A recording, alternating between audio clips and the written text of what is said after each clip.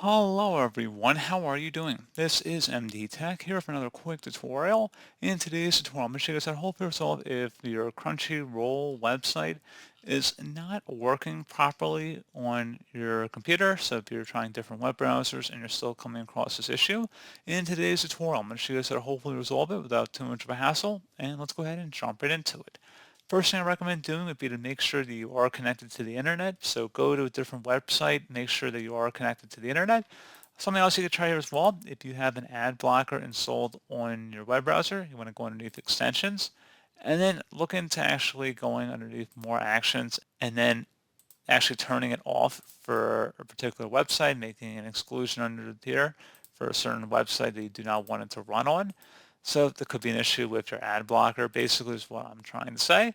Something else we can also try would be to clear our web browser's cache. So if we went to our menu icon up at the top right, and then you selected settings, if you search the settings field and you type in browsing data,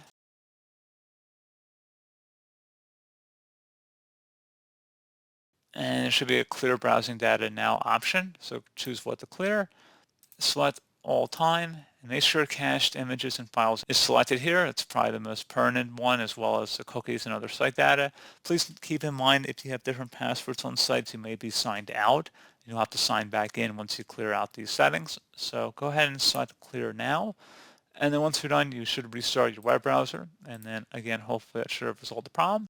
There's also a chance there's an issue with the Crunchyroll servers and they're just temporarily down for maintenance, or there might be some technical glitch going on in the background, in which case I'd recommend just giving it some time, come back later in the day, try an hour later perhaps, and see if the issue resolves itself, which it often does if it's an issue with one particular website. So pretty straightforward process, guys. Do hope I was able to help you out, and I do look forward to catching you all in the next tutorial. Goodbye.